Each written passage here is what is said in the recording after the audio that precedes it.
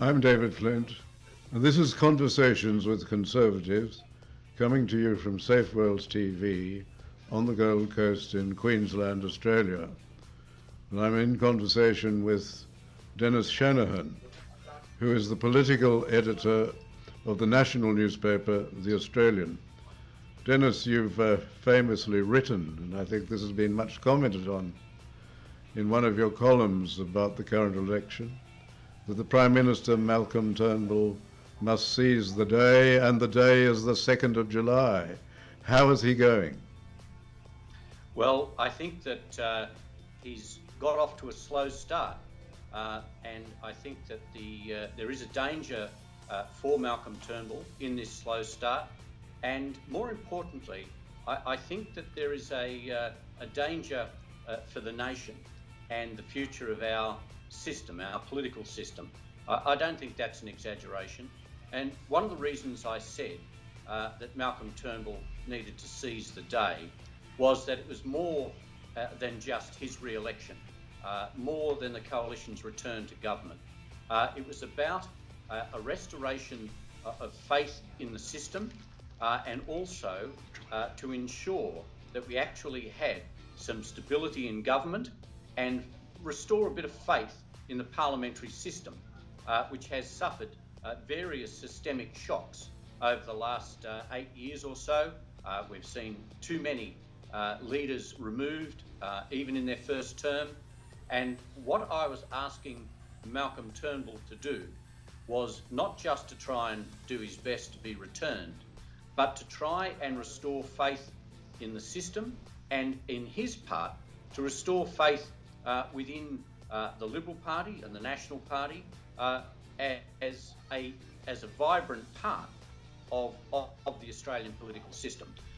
The Liberal Party, one of the best examples we've seen of a successful party in Australia, and it has been necessary for Malcolm Turnbull to actually ensure that the Liberal Party is reformed after the divisions of the removal of Tony Abbott, and run a campaign which appeals not just to those on the soft left of the Liberal Party and to Greens voters and Labor voters, but to be able to bring together the coalition and Conservative voters in Australia, because I see the biggest threat to this election and to Malcolm Turnbull's re-election as the division within the Conservatives in Australia. Now, not just coalition Conservatives, but people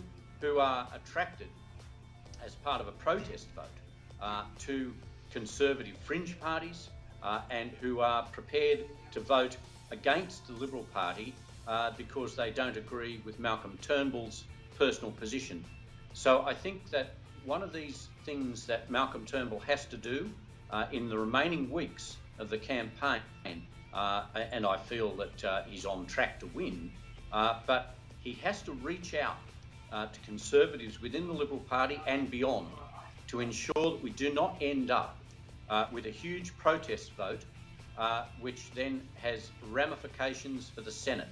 So when I said Malcolm Turnbull needs to seize the day, I meant it in a much broader sense, and I think so far he's achieving his first aim of re-election, but he really needs to consider the call for cohesion within the Conservative side, or we will see more independence in the lower house and an even more intractable Senate after July the 2nd. There seem to be two matters which are of concern to the Conservatives.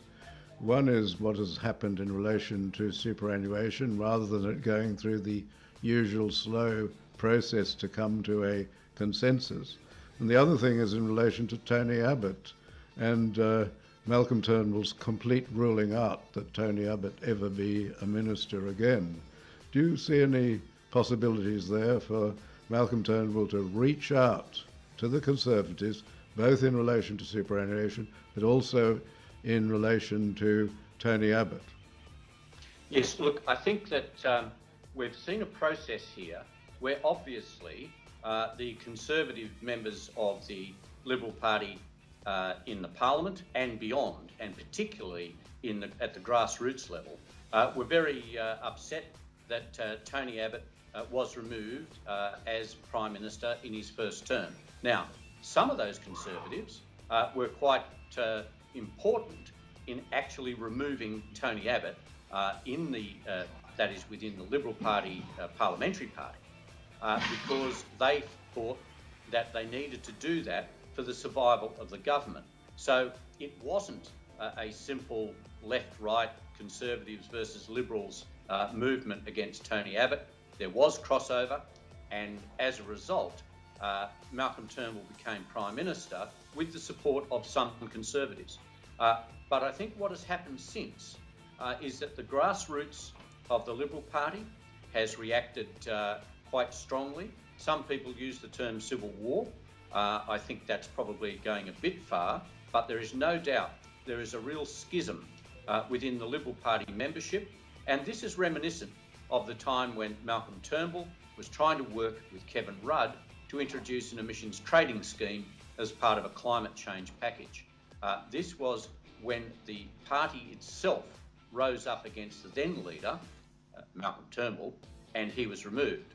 What we're seeing now is the coalescing of this resentment about Tony Abbott being removed with a particular issue which affects many members of the Liberal Party, and that is the high-end superannuation changes, which no doubt include an element of retrospectivity, and they hit people when they weren't expecting it. The government had gone to the previous election with the argument that there would be no adverse changes to superannuation in this term. Well, we've seen quite adverse changes for some, a small group, but an influential group within the Liberal Party. And what we've seen is the joining together of the resentment about Tony Abbott's removal with this feeling of being set upon in superannuation. So we've got a political, personal and policy coalition formed within the Liberal Party, which is threatening to have a protest vote. Now, part of the reason that this is being put forward by Malcolm Turnbull and Scott Morrison is that they believe in voting terms, that is, in actual numbers in the ballot box, they will come out ahead because the superannuation changes they've introduced are good for lower income earners and for people with irregular incomes. They're also better for women. So this is in the area where they think they can pick up votes in the key marginal seats. And although they face a protest vote, and that's clear in some of the polling already in safe Liberal seats, that there is a move against the Liberals. But the point is, those Liberal protest votes in safe Liberal seats do not have an effect in changing government. So what is the real danger here is that the Liberal protest vote, those who are threatening to vote strategically against the government, will do so in the Senate.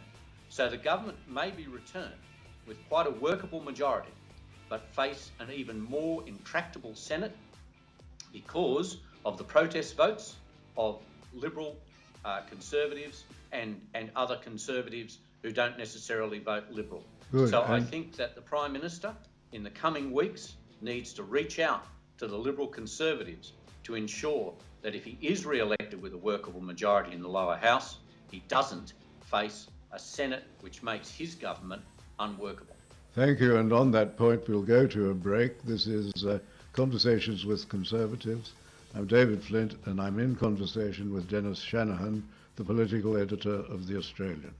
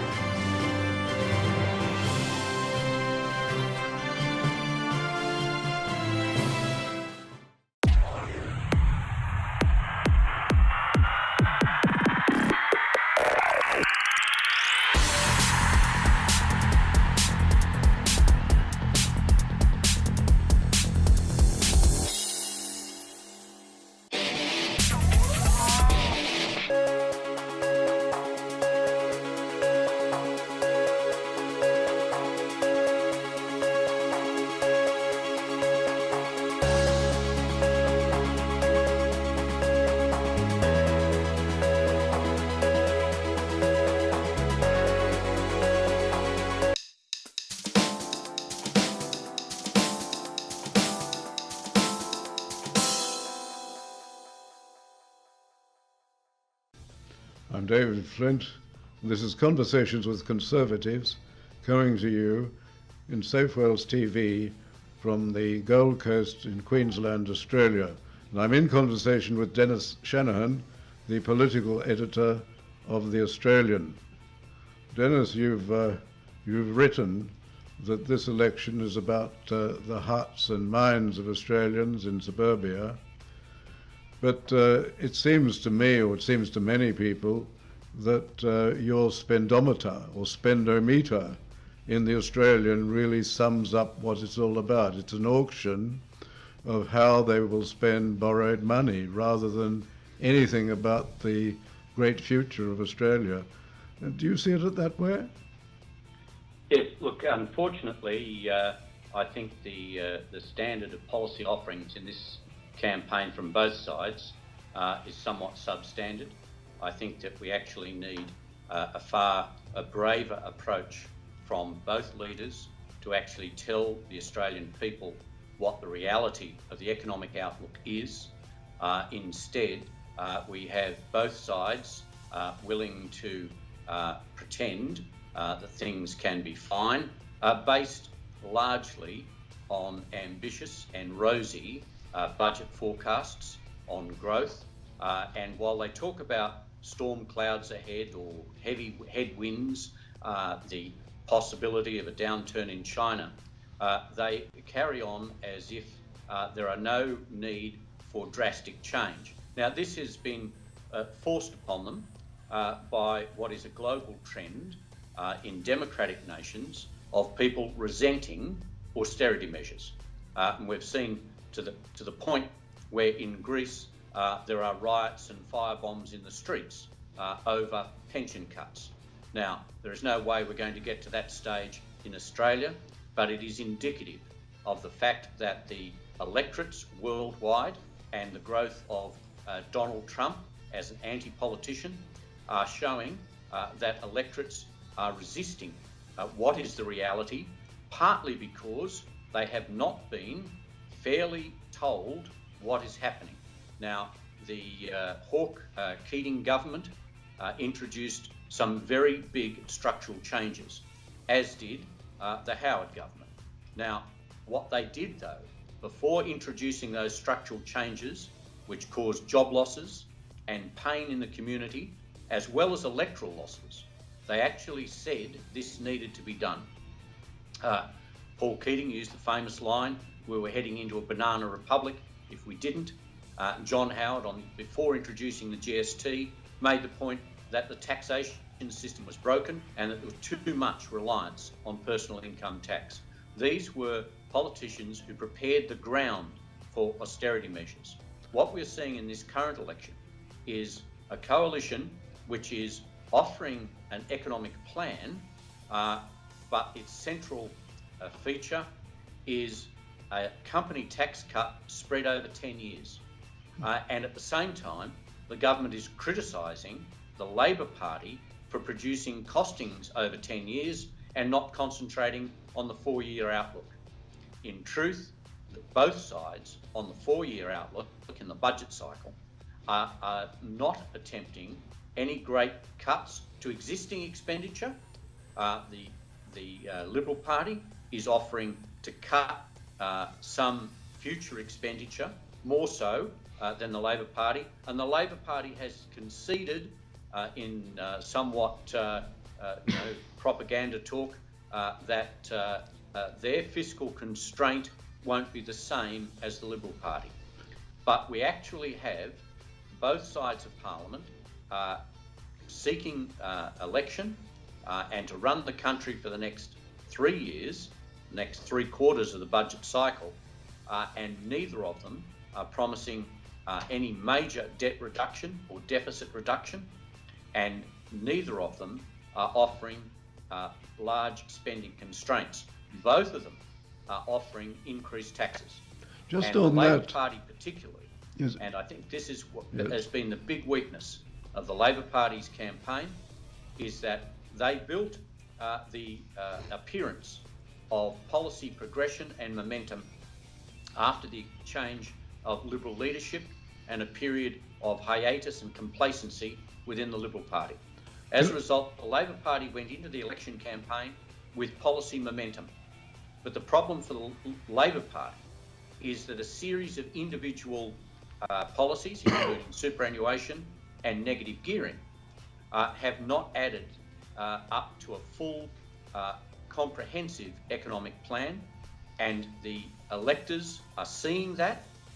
The electorate is not stupid, and I think that, and we've seen already a major change in Labor's policy direction and political strategy, where they have started now in what Tony Abbott rather bitterly suggested was evidence of budget sabotage over the last 2 years, where they suddenly said, we will now accept a large number of measures which we blocked in the Senate from the 2014 budget.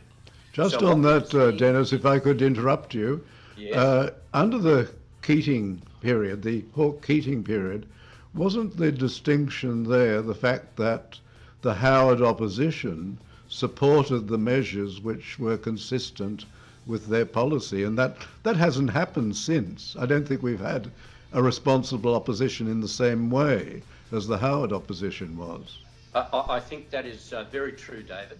And I think that Labor is now reaping the rewards or the impact of behaving irresponsibly in the Senate. And look, Tony Abbott, I think, likewise, as opposition leader, put a destruction of government and government leadership ahead of what should have been bipartisan policy. I think that on offshore processing, when Julia Gillard put up the so-called Malaysia solution, that the Abbott opposition should have done what it could to introduce and reintroduce offshore processing for Australia. I think that's one example where the Abbott opposition was too oppositionist. And I think that is what we're having now, is that when John Howard was leader of the opposition, he provided enormous support for the Hawke-Keating agenda. In fact, he supported and suggested some of the moves that Paul Keating and Bob Hawke adopted. So yes, you're right. That was from a very conservative leader who acted responsibly in opposition. And I think this is the problem we face going through to this election, is that neither side is prepared to say, well, look, in the national interest, we will support something, or we agree on this, and there are even differences over offshore processing in this election. So yes, I think you're right that we are suffering from a lack of responsible oppositions as well as brave government. Thank you. Yes, and time again has caught up with us, and we must go to a break. This is David Flint. I'm in the program Conversations with Conservatives, and I'm speaking to Dennis Shanahan, political editor of The Australian.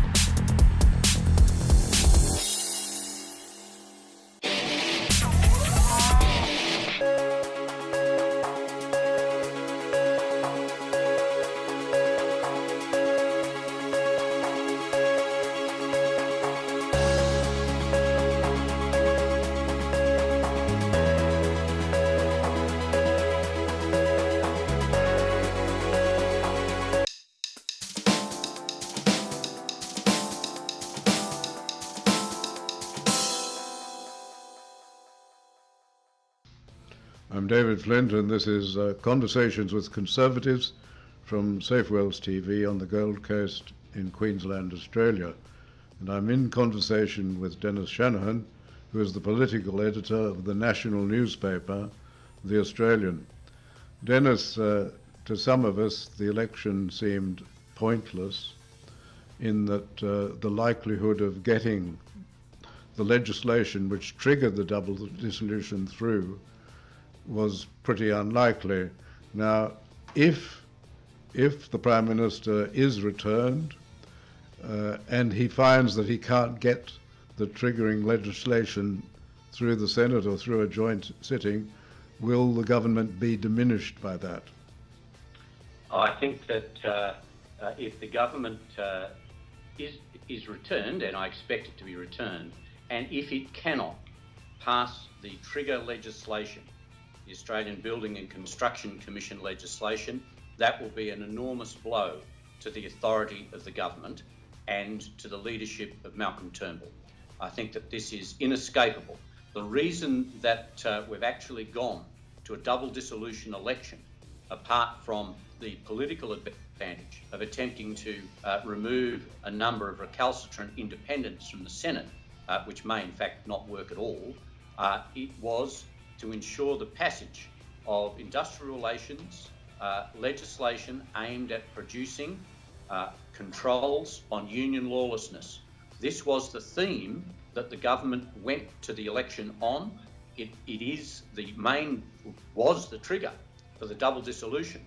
And the danger for the Prime Minister is that unless he increases the primary vote of the Liberal Party, unless he limits the protest vote from Conservatives, while he may be returned in the lower house and not face a minority government there, he has to ensure that he does not lose more than 9 or 10 seats, because if he loses 10 seats in the lower house, inevitably he will have a minority in the Senate and he will not then be able to pass the legislation at a joint sitting.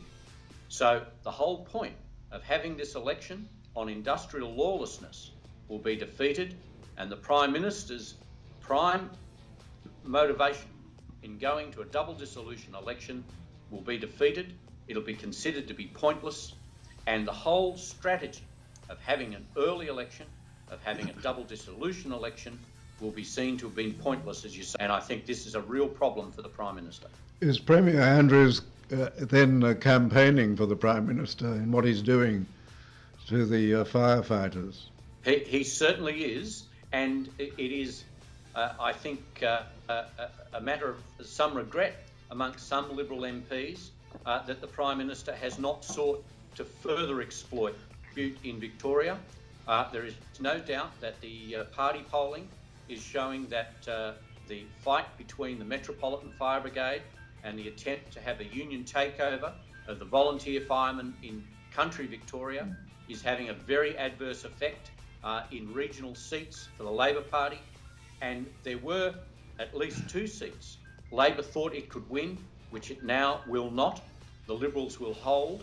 And there's even another seat, and there I'm referring to Corangamite particularly, where Labor thought they could pick up in Victoria, and that is now assumed to be much safer for the Liberals because of the fight over the bushfires. And yet the Prime Minister hasn't hammered this enough in Victoria. I think that people will remember that there was a turning point in the visual turning point in the 2004 election campaign, when John Howard appeared amongst workers, timber workers in Tasmania, and declared that he would vote for timber workers' jobs over forestry, that is reforestation. Now, that was a similar moment, I feel, for Malcolm Turnbull, and he needs to really exploit it. In 2004, that moment for John Howard increased his support on the mainland. It was designed just to help in Tasmania, but it had a ripple-on effect, and Malcolm Turnbull could have the same effect if he attacked Daniel Andrews in Victoria and the fire unions and tried to stand up for the volunteer firefighters. You can imagine what Tony Abbott would be doing. This is what the election was about. You can imagine what Tony Abbott would be doing if he were the leader and was handed such a matter, because he's very much an industrial relations person, as was John Howard. And a volunteer firefighter. Yes. We've even seen Tony Abbott, who has been very disciplined during this campaign. He has not attempted to take away the limelight from the Prime Minister at all. He has cooperated. He's campaigned in marginal seats. He's helped out where he can. He has not distracted from the campaign at all, and indeed stood up and supported the Prime Minister on superannuation. On this issue, he broke out and spoke on Victorian radio yesterday, where he said, look, this is an issue about volunteer firefighters, union domination, and it was very well received publicly and in the media. Yes. So yes, you're right, Tony Abbott would have hammered this issue. And at least Premier Baird, in handling amalgamations, kept it out of the marginal seats, it seems. That's right. Mike Baird has been doing what he can to help the coalition, and it's interesting also to see that Bill Shorten considers council amalgamations in New South Wales a federal issue where he can have a view from the Labor Party's view, but in Victoria, firefighting is considered a state issue and he doesn't want to say anything about it. Do you think that's helped Labor, the proposal that they offer federal plebiscites in relation to amalgamations? Do you think that's been of any advantage? Look, I think that it is to Labor's advantage. I don't think it is an advantage anywhere near similar to the size of the advantage for the coalition on the firefighting issue in Victoria. A much more volatile position and a much more high-profile position.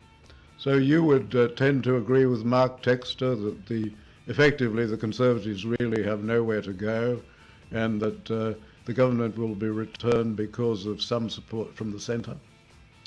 Look, I disagree with Mark Textor in that they have nowhere to go. I believe that they will make a protest vote. There is evidence of them making a protest vote, particularly in Queensland. There is very strong support for Pauline Hanson's One Nation. There is support for the Australian Liberty Alliance. And this is the problem for the government, that they are pushing people into supporting fringe groups who have very extreme positions. And I don't think that's helpful for the body politic, and nor is it helpful for the government if it ends up with a Pauline Hanson in the Senate and perhaps another from Queensland from the minor parties. This is just going to make things worse and underlines the Prime Minister's need to appeal to the Conservatives and heal the divisions from the leadership change. Well, on your very fair and balanced opinion, I think we'll have to end there, but thank you very much. That's been very valuable, as your comments so often are. I've been in conversation with Dennis Shanahan, in Conversations with Conservatives. I'm David Flint, and I would like to thank Dennis for his contribution today.